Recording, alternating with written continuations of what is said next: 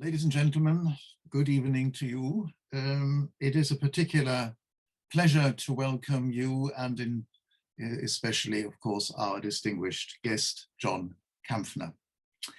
My name is Rüdiger Görner, and on behalf of the Center for Anglo-German Cultural Relations, I invite you tonight to a meeting with a difference, as it were. This has, of course, to do with our special guest tonight, a truly distinguished author, broadcaster, and commentator. John Kampfner has produced 6 books to date, apart from his very active work as a journalist, which started as a correspondent with Reuters in Moscow and Bonn. And he then moved to the Daily Telegraph, for which he in fact reported about the fall of the wall from the East German side. And from there he moved on to become a chief political correspondent of the Financial Times and a political commentator for the BBC's Today programme, as well as a political correspondent on Newsnight for a number of years.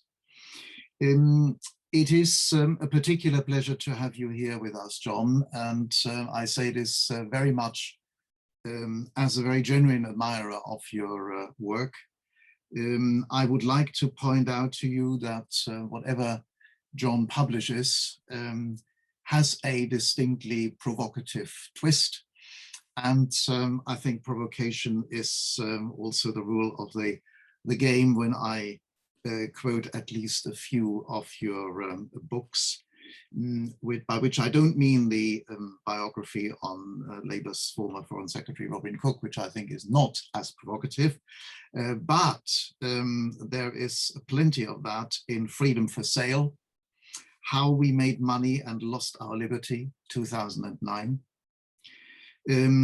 And it is, I think, not for nothing that this book was shortlisted for the Orwell Book Prize in April 2010.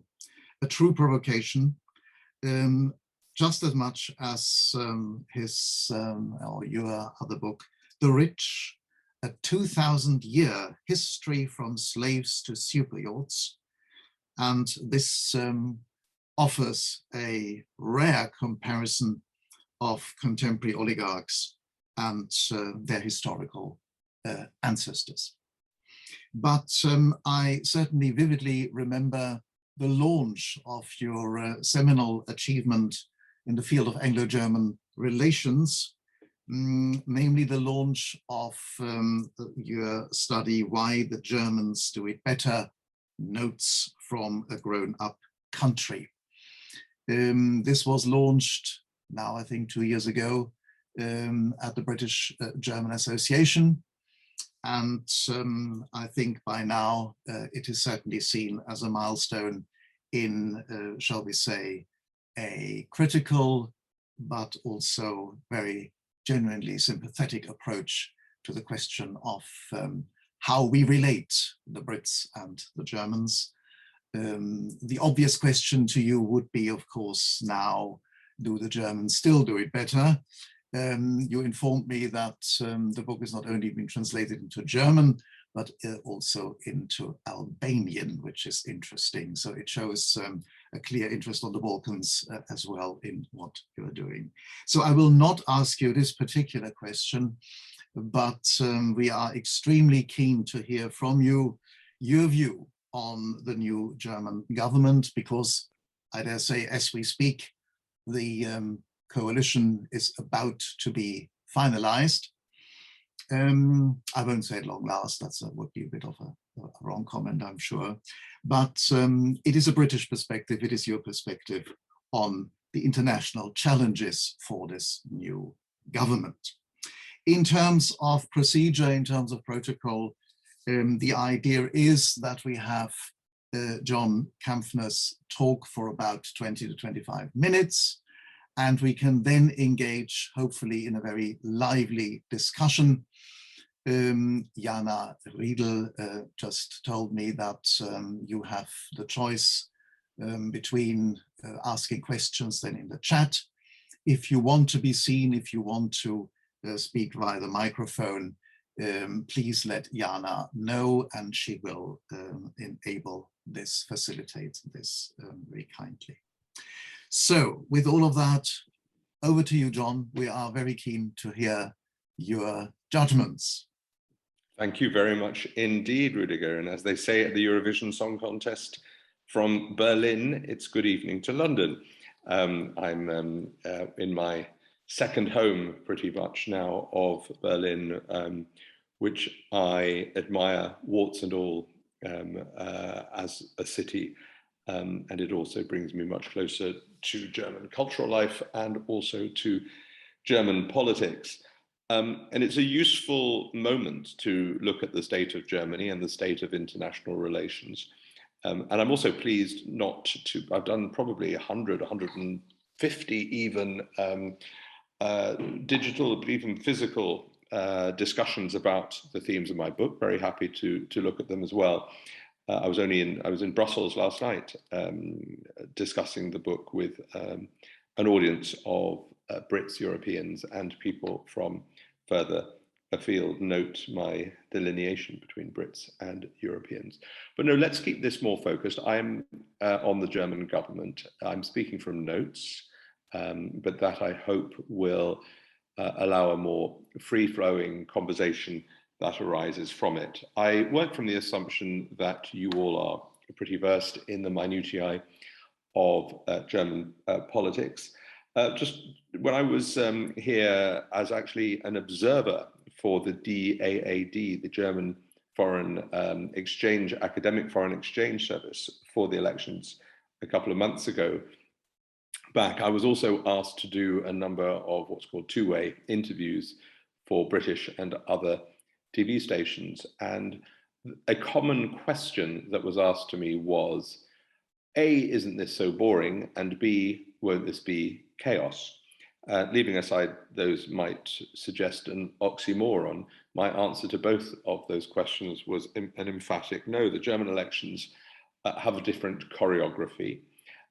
For sure, the public mood was sour, but I would contend that there is always a half emptiness when it comes to Germans' approach to their own politics and politicians. But the choice on offer, certainly among the Spitzenkandidaten, among the leading candidates, was not necessarily the highest that Germany has presented before. But it was conducted well, it was conducted with rigor, but without rancor. And it produced an outcome that pretty much conforms, one would contend, with where Germans are at the moment. And the SPD's sudden return from the political grave was quite spectacular, but it wasn't spectacular for anything much that the SPD or Olaf Scholz had offered. It was more the implosion of the CDU at the hands of the hapless Armin Laschet. It was the Greens' disappointing candidature of Annalena Baerbock, but it was partly disappointing on the basis of excessively high expectations. And the FDP coming in and providing a very interesting third counterbalance. Now, why would it ever have been chaos? Well, in countries that require a winner-takes-all binary approach to politics, if you don't have an immediate result, then that suggests instability or stasis or an inability to tackle the world's problems. But of course, in the intervening 2+ months, another couple of weeks yet to go before the new German government, barring last-minute problems, is announced and comes to power, there's been no such interregnum. Of course, the interim administration under Merkel and the outgoing cabinet have not introduced new legislation. And of course, one can criticize, as one does, the approach to the pandemic, but that's got much more to do with the vaccine rollout and people's refusal to take it than other public policy measures, in my view. But Germany handled the G20 and the COP26 and the other issues reasonably effortlessly. And there has already begun a handover. Merkel has already included Olaf Scholz in various meetings. And so expect no chaos, no ructions. Germany will take over, excuse me, the G7 from the British next year. And it will be a smooth transition.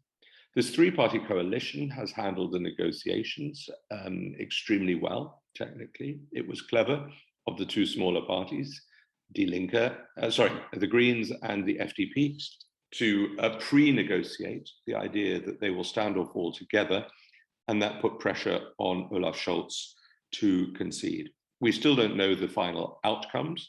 The final working groups are doing their work. We still don't know, crucially, the cabinet makeup. Will it be Baerbock? Will it be another Green as foreign minister? Might it yet be the FDP, who almost certainly seem to have achieved the biggest of all the ministries, the finance ministry, which Lindner will take himself. So what will be the challenges and what will be the world they face? First of all, it is the removal of a 16-year comfort blanket, as epitomized by Merkel.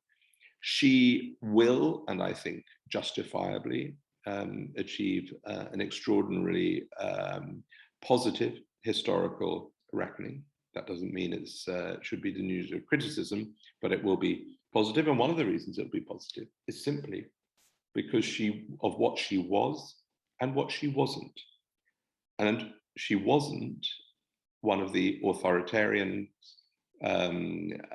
threatening the world, and she wasn't a leader that descended into populism or buffoonery. She was, as Obama told her when he entreated her to stand in 2017, somewhat reluctantly on her part, a bulwark for liberal democracy. And that is a theme I will come back to, and I talked a lot in my book about. I'm currently also doing a commentary in a couple of weeks' time for Der Spiegel. And it is about what does the notion of a bulwark, of a beacon, mean for post-Merkel Germany. It is simply not enough now not to be like the others. Where liberal democracy is imperiled, it is incumbent on those states that do have moderately pragmatic, rational, and dare I say it, democratic and rule of law based political cultures, such as Germany, to step up and to take a more assertive leadership role in the world. And all the historical references, valid though they continue to be and always will be, are simply not a viable reason now for Germany to hide under a bushel. This discussion has been had all the way through since unification. It was famously aired by Joschka Fischer in 1999 when he committed German troops into action in Kosovo, and he only was able to do that, in his view, by invoking the lessons of Auschwitz and of genocides and of walking on the other side. It then continued all the way through the noughties, and in 2014, the then Bundespräsident Gauck, in the famous speech he made to the Munich Security Conference, talked again about Germany not playing its part in the world. In 2017, Merkel herself on the campaign trail talked about how Germany could no longer rely entirely on its historic post-war allies, notably the United States, and it had to fend more for itself, and Europe had to fend more for itself. And that has only increased in the intervening 4 years. Now, the challenges are, as you would all know yourselves, the transatlantic relationship. They are relations with China and Russia. They are tackling the climate emergency. They are safeguarding and enhancing the European Union. And lastly, and I say lastly, they are relations with the UK. On transatlantic, the bold fact is that it is not just in Germany.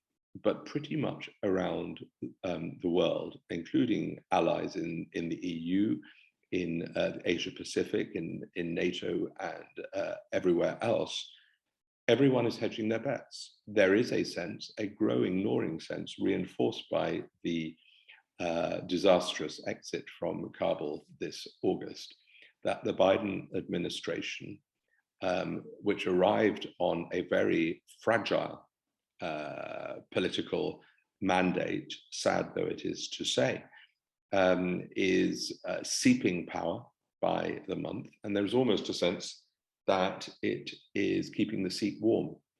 And there is just an assumption in the Chancellery here in Berlin, in the Foreign Ministry, the Auswärtiges Amt, that Trump will be back, or somebody like Trump, in 2025. And that Biden's exhortations, welcome though they are, to multilateralism, to America is back, will not last the course. So there is a hard edge to considerations now. Macron has been pushing strategic autonomy for some time.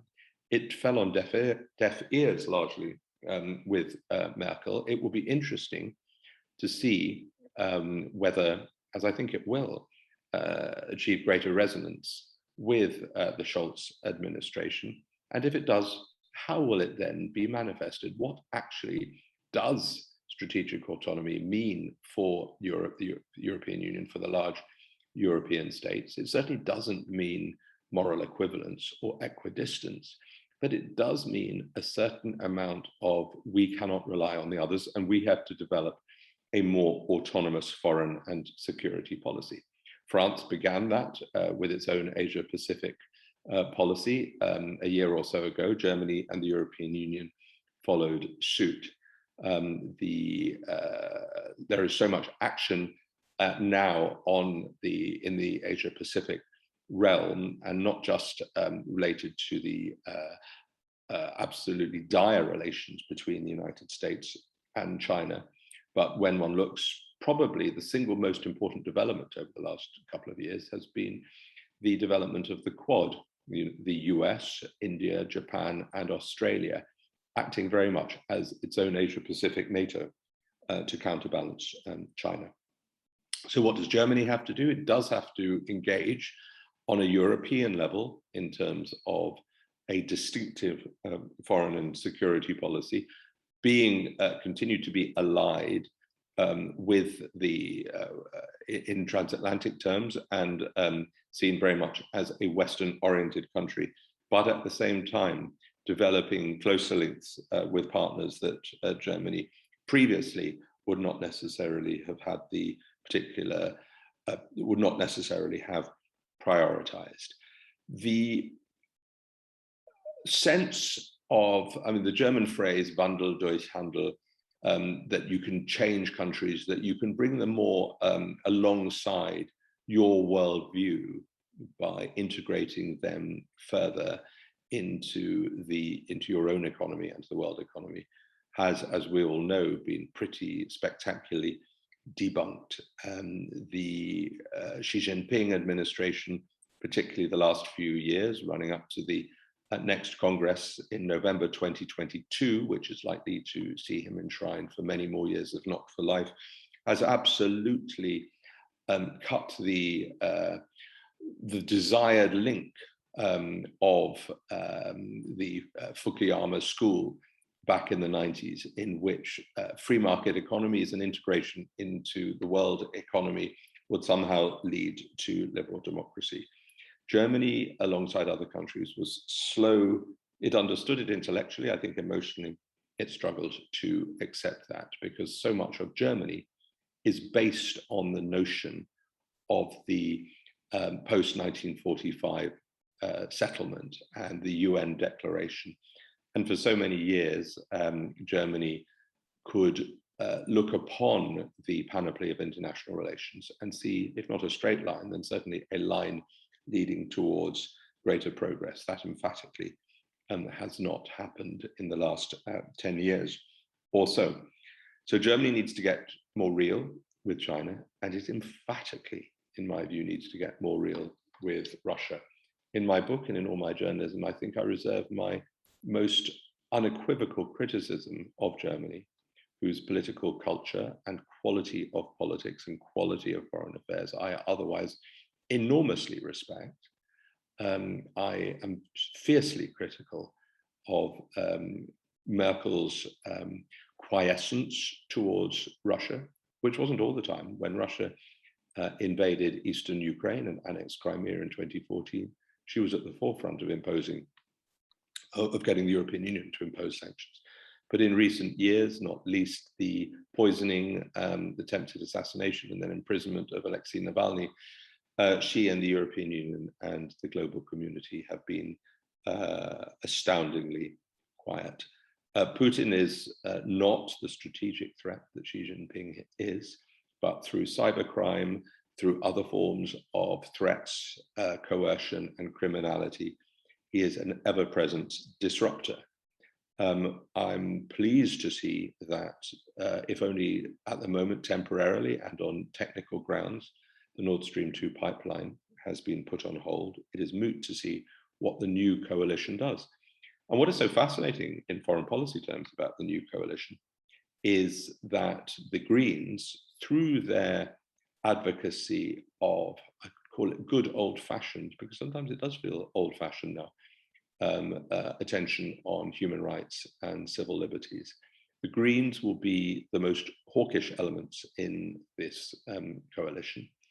And it is no coincidence that on the more than one occasion in which the Bundestag has been hacked, and one assumes it is from Russian non-state actors backed by the state, German Abgeordnete, German MPs, Green MPs were hacked far more than other parties, and their accession into this government, I think, could finally put a little bit of steel into the German government spine when it comes to relations with Russia.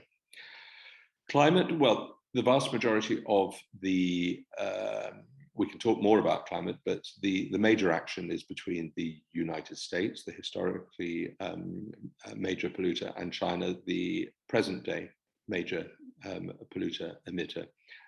Europe, through its Green Deal, has set a good example, but far more needs to be done. Germany's record on climate is mixed. Its environmental approach, we could talk about that, the obsession with cars versus the good record on renewables, the precipitate shutting down or bringing forward the shutting down of nuclear industry only reinforced Germany's dependence both on Russian gas and on heavily emitting coal in the eastern regions of the country.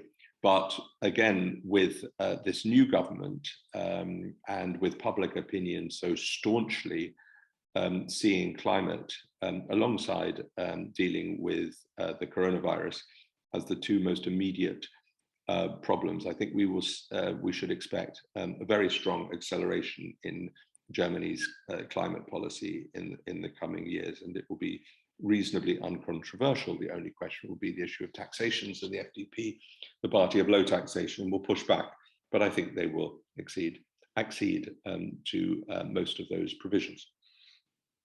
On Europe, Europe is threatened from all sides, and it's threatened from within. We have seen only in the last weeks the borders being deliberately prized open by Lukashenko in Belarus, aided and abetted by Putin, with the refugees from Iraq, Afghanistan, and various points in the Middle East and North Africa being the unwitting victims of an appalling set of effectively people trafficking atrocities. This is absolutely testing the mettle, and is testing the mettle of Poland at a time when Poland has particularly tense relations with Russia and with Germany and with the European Union. The effect, the Polish effect and the Hungarian effect on the sovereignty and the cohesion of the EU and its basic principles will be tested yet further in coming years.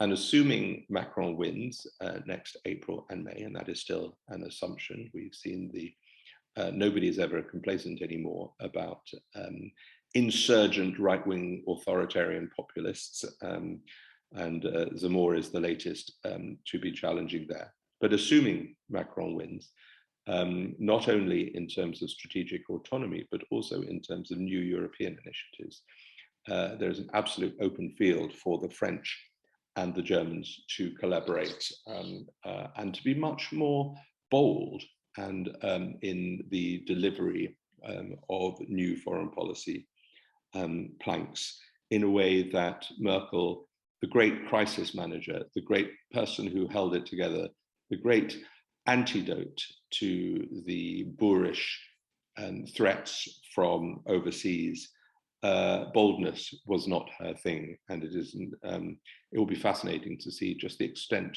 of the risk appetite that this new German government has on those two areas. Finally, and lastly, relations with the UK. Again, we can talk about it more, but frankly, and I say this with incredible sadness, there aren't very many. And I say this knowing the very good folk here at the British Embassy in Berlin, who look with curiosity at the thousands of Brits who are now moving to Germany. And there is a paradox that I hope my book was maybe an effect of, if not a cause, a partial cause of, which is a growing respect for Germany, I would argue, across British society, just at a time when bilateral relations have never been so poor. There is scarcely concealed disdain, bordering on contempt for Boris Johnson. The speech of yesterday being only one of many cases in point. It is interesting to note that until Merkel went for just a couple of hours to Chequers this summer as part of her rather protracted farewell tour, and she saw Boris Johnson, that was her first bilateral visit to the UK since the 2016 referendum.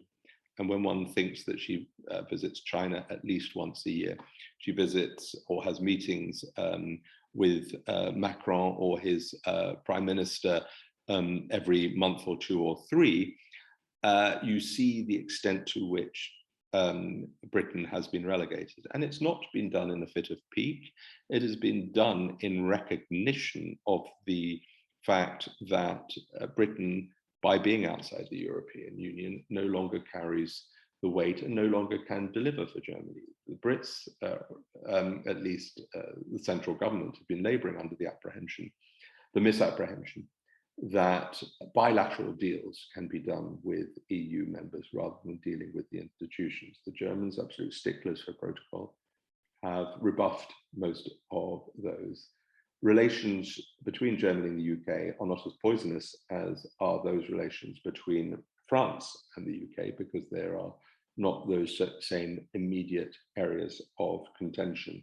Would the Germans like it to stay this way? Emphatically not. They're looking forward to the day when, not that when Britain comes back into the EU, I'm pretty sure, I haven't spoken to a German who thinks that this will happen in the next 10, 15, 20, 30 years, if at all, but that relations will develop with a post-Brexit Britain that will be based on the same principles and the same practices of rationalism and predictability and calmness and non-theatrics that have become the hallmark of a particular type of British politician of now. And it is an unrequited love. I mean, Germans have always, dating back centuries, as you all know far better than I do, valued the relationship with Britain and valued Britain and its values and its ideals. And we can talk about all the somewhat cliched symbols of Britain which Germans hold very dear, and they still do to this day.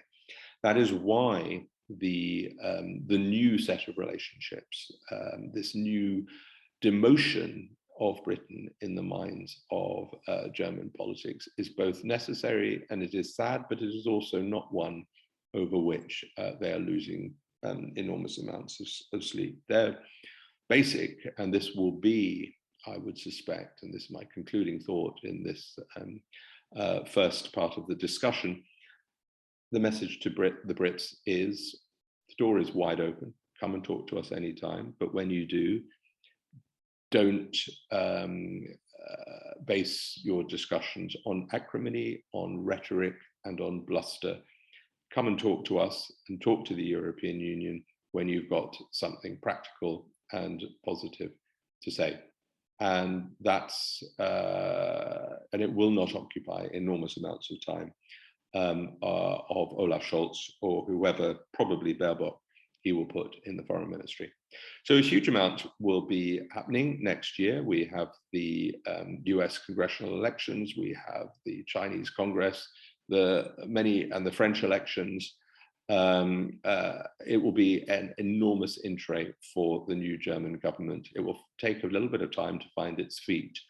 Scholz, no matter how he performs, will not have Merkel's gravitas anytime soon, partly derived by her longevity in office. But whether or not this really will mark a new Germany, a new generation, that really is the crucial question. Now, delighted to take questions in the chat, or back over to, I see, Rudiger, you have reappeared as if by magic. I have reappeared, yes, quite intentionally. So also to, first of all, thank you very much, John, for this characteristically encompassing and at the same time very analytical comments on the state we are in as far as Germany is concerned, as far as the globe is concerned, and indeed Anglo-German relations. May I simply start by asking you, inevitably, I start with the latter, namely the British-German relations currently, or rather with a variant to them, namely the Irish issue, the Irish, I wouldn't call it the Irish question or the Irish problem, but I would certainly single out the extraordinary appearance of Steinmeier in this last state visit to Dublin, where our, shall we say, master diplomat as president was very, very outspoken and very clear in terms of unequivocal support for Dublin. If need be, so we heard, at the expense of relations with London. What couple of this? Yeah, along with an attempt at an analysis, a couple of anecdotes to set us on our way. I had to chair a cultural event. When was it? Summer before last. Yeah, it must have been, everything's pre-COVID in these situations. A very enjoyable summer 2019 cultural event, German-Irish. Mm-hmm. And in Berlin. And as ever in these occasions, it was very informal. It was very boozy. And Steinmeier and Michael Higgins, his Irish counterpart, were having a whale of a time. And I was right in the middle of this whole thing. And Simon Coveney, the foreign minister, nobody was really holding back in their views about Britain and the dangers for Ireland. And there was a real sense, and I hadn't picked it up before, in the sort of drier, sort of chancellery type politics of statements and of communiques. And I took away from that evening something quite distinctive about this relationship. I'll throw in another point, which is that Steinmeier, who's been to Britain a couple of times on visits, but he will not see Boris Johnson. He cannot be in the same room as him. And that's a view that a lot of Germans have come to, the sort of And when it comes to Brexit, the in my impression, the shock for Germans was less the result, although that was a shock in itself, for sure. It was what happened after that. It was a country that, to so many Germans, or to all Germans, was seen as a sort of paragon of sobriety, of rules-based order. After all, the Brits were very influential in helping Germany revive some of its main political counterbalances after the war, not least the media, not least British lawyers helping draft the Grundgesetz. So that sort of sense of respect that the Brits know how to do things properly and in an orderly fashion and in good faith was shattered. Not, as I say, not necessarily by the results. That was still salvageable, but what came after, the chaos of the parliamentary occasions. I mean, Germans kept on saying to me, look, if you're going to take what is a sort of existential risk, an A or a B proposition you're going to put to the public, A being status quo, well, you don't need to prepare for that, but B being a fundamental change, you at least owe it to yourselves to prepare yourselves and the people for what the fundamental change will require, rather than starting from scratch and making it up as you go along. And it's this combination of a lack of rigor along with hubris that, in the eyes of Germans and others around the world, is doing Britain down so much. So it was the result, followed by parliamentary chaos, followed in the May era, followed in the Johnson era by a pugilism, an arrogance, and a sense of denial, this idea that Britain can have the hardest possible Brexit and that nobody would suffer as a result. And as we've seen from all the many manifestations of still small scale, but noticeable nonetheless, economic dislocation that Brexit has wrought, there is an absolute sort of Germans rolling their eyes as if to say, well, you know, this wasn't rocket science. You could have realized that. And this absolutely the same applies to the Irish border. If you have a land border with the United Kingdom and you choose to be outside the customs union, then ipso facto you have to produce workarounds of some sort. And Theresa May's option was different to Johnson's, and Johnson's was to effectively to draw a line in the Irish Sea, and then afterwards to deny that you have done that, and to somehow suggest that the fact that you did that is other people's faults rather than the fact that you proposed it yourself. So we are where we are, but there is very little. And technically, they will come to various customs. Brussels is good at coming to last minute or well after last minute compromises on technical issues, but the damage is done. Thank you. Yes, indeed. And I can only echo your sadness that you expressed at this whole situation. I mean, if one looks at today's German papers and the reaction to Johnson's speech yesterday, which speaks for itself, really. I mean, it is a rather remarkable detached irony that so many commentators applied. We have a very interesting question from my colleague Astrid Köhler. You expressed the view that the current American government is merely a placeholder. Do you think the same will apply to the new German one?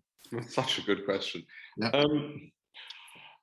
If it does apply, it's a very different kind of place, and it's a very different act of holding, because in the German context, the sense of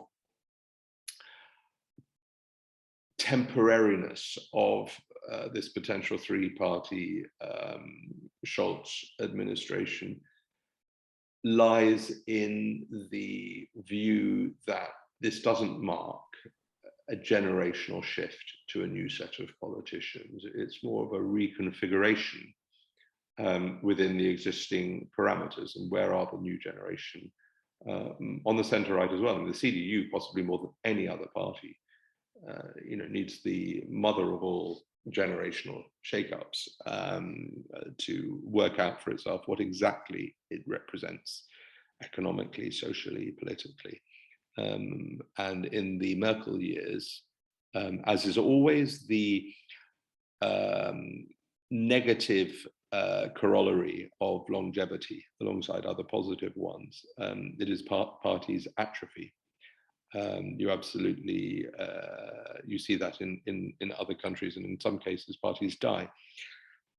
So there is still a sense that there is massive work in progress in Germany, but even if this is a placeholder government, it's a placeholder, and I probably overly rose-tinted about Germany, surprise, surprise, but it's a placeholder to something better, something more ambitious, something more radical, something bolder, words that I use deliberately because I think Germany needs to embrace risk in its, not just in its foreign policy, in its domestic policy, in its economic policy, in its approach to tech and many other things besides, in a way that it has become very wary, and possibly always has been since the war, very wary of embracing risk.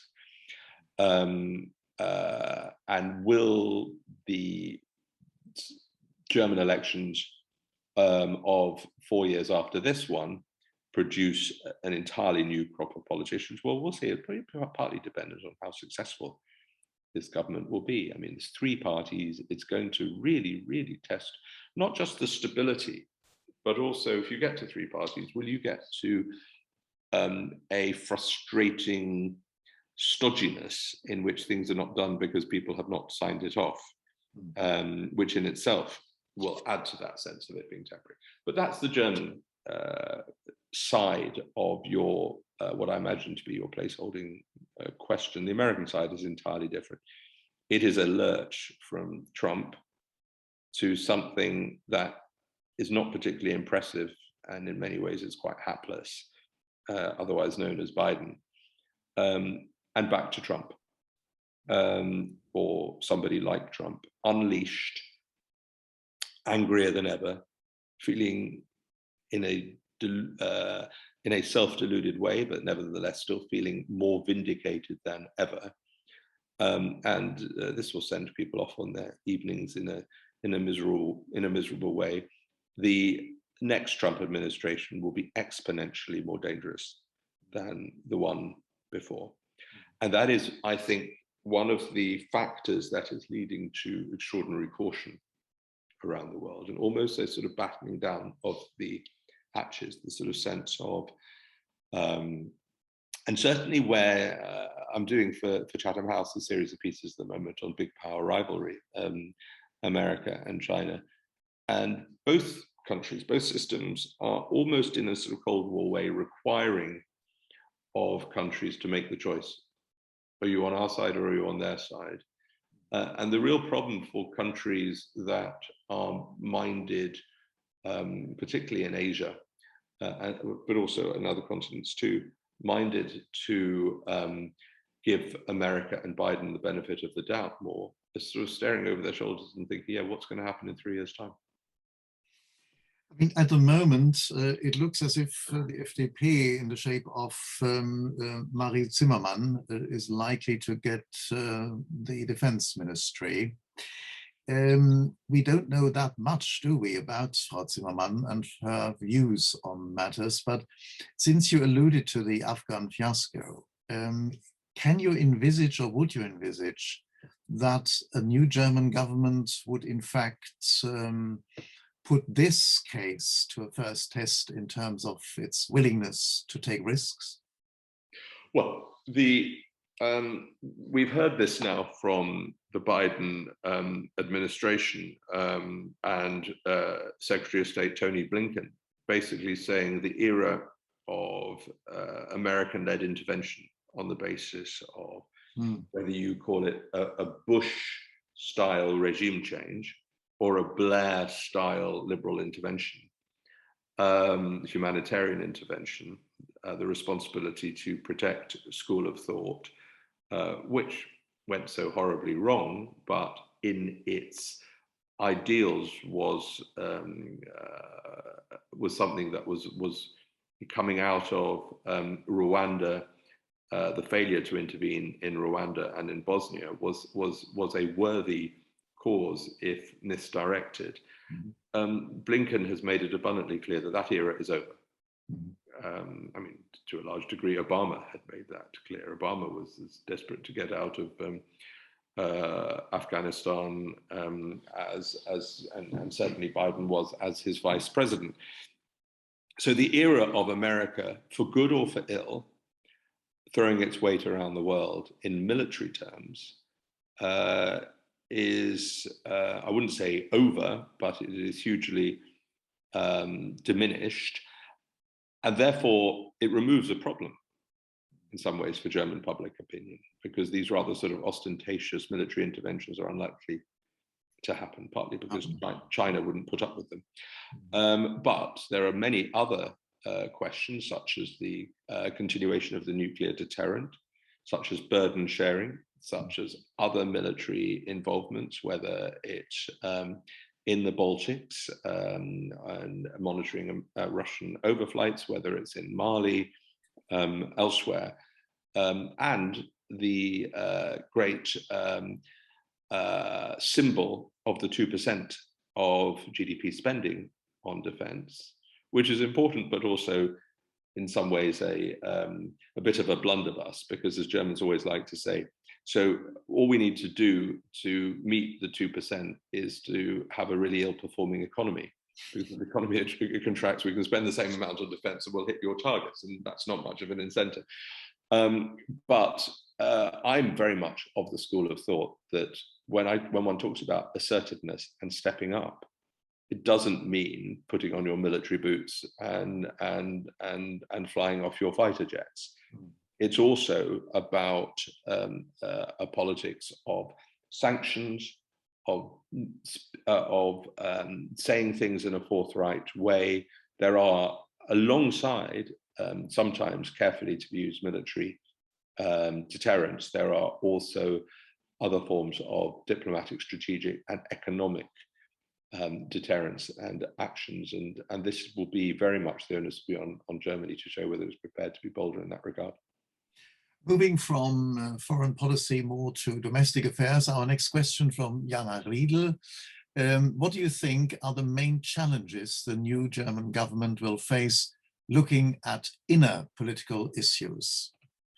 Well, I suppose it depends on what we define as inner nowadays, but obviously the pandemic is, I suppose that's a global one, and that's a crisis management one, and the economic shocks arising from that.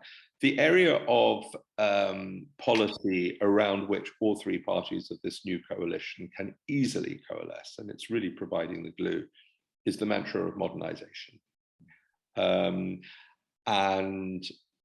Again, as a very strong pro-German, I never cease to be taken aback at how unmodern so much of German life is, how undigital, how untechnological. Germans hide behind Datenschutz, the need to protect your data as a sort of great mantra, which is almost sort of saying, oh, please, I don't need a mobile phone, I don't need a computer, I can sort of live my life in some sort of prehistoric analog era in which shops still insist that you pay in cash, and people can, the idea of being digitally invisible is still very fashionable, and all of that has its merits too. But it comes as no surprise that Germany has broadband speeds slower than Albania's. Right. Well, the next question is from John Goodyear and addresses the following. Talking of reconfiguration, the CDU-CSU will replace the AfD as the largest opposition party in the Bundestag. What has this reconfiguration done? What will this reconfiguration do to the AfD? That's another really good question. So, first of all, let's talk about the AfD. it's getting just over 10% at in September 26th elections. People talked about, well, the AfD's vote has dropped and isn't that good? You know, it's a sort of Ja aber type of response, which is yes, but it's a pretty sorry state of affairs when 10% for the AfD is seen as a good result for the forces of democracy. And the AfD did particularly well in two East German states, and interestingly, among people in their 30s, not just the sort of older generations that feel left behind by the changes brought about in unification years. So, but the AfD, according to people who study it much more closely than I do, is really a coalition of two parties or two mindsets. One is extremely dangerous far-right thinking and people, whether you call them neo-Nazis or whatever, let's just call them far-right.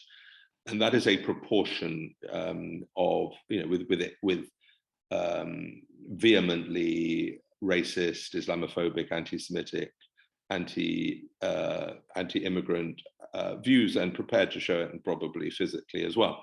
So that's one side of it. The other side of the AfD is more and we see this in every country in the world, sort of, you know, from, you know, the Liga in Italy to Vox in Spain to everywhere else in between. The receptacle of people who are pushing back in the so-called culture wars, who do not accept diversity as a mantra, who see a certain traditional way of life seeping away from them, and who believe in greater national self-determination and all of that.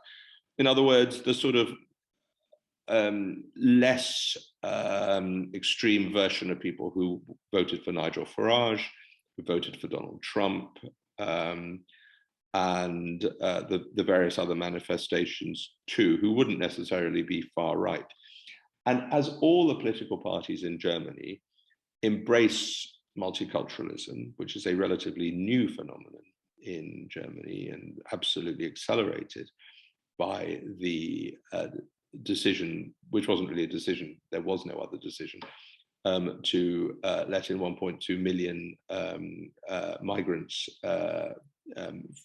including some of the world's most destitute, in 2015, which I think was an act of extraordinary bravery by Merkel. And the handling of it has also been extremely adept, in that 50% of those migrants of working age have either received meaningful work or training, which, according to experts, is a good proportion for such a period of time.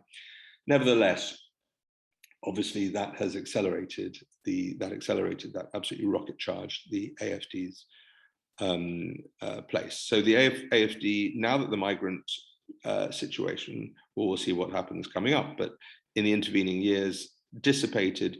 So the AfD looked for a new rallying cause, and of course, COVID denial and vaccine refusal became the next one. So where there is a so-called anti-establishment cause, the AfD and its like-minded parties around the world will seize on them. And I think it is now an inevitability. I think around 10% or somewhere around there is pretty much the constituency, which is not insignificant, but it is also not to be overblown, a constituency for that kind of angry anti-establishment group. Now, where does that leave the CDU? That's the interesting question. I see we're running up against time. The CDU has a real job of work to do now, whoever takes over from Laschet. It's not just about a change of personality, it's about what does this party stand for.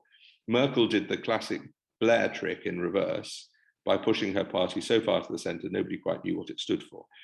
And in so doing, a lot of people voted CDU who wouldn't have called themselves conservatives just because they liked Merkel. And it was a winning formula, and she delivered well on it. But sort of non-right-wing, but just sort of essentially mainstream conservatives have had nowhere to go and have felt disenfranchised. But at the same time, that will be a smaller party, but it might be a more distinctive party. It may take 3 or 4% back from the AFD, and it may lose some to other parties. But at the same time, parties have to, in the end, stand for something. And is the CDU a low tax party? Is it a small state party? Is it economically conservative? Is it socially conservative?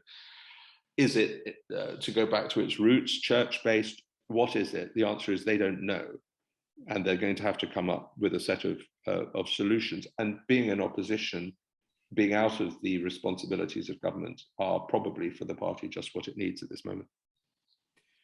Our time is almost up. I cannot see any further questions in the chat, but perhaps I'm forgiven just for a concluding one, and it comes back to your criticism, absolutely justified criticism of the lack of modernity, as it were, in, for example, the German infrastructure.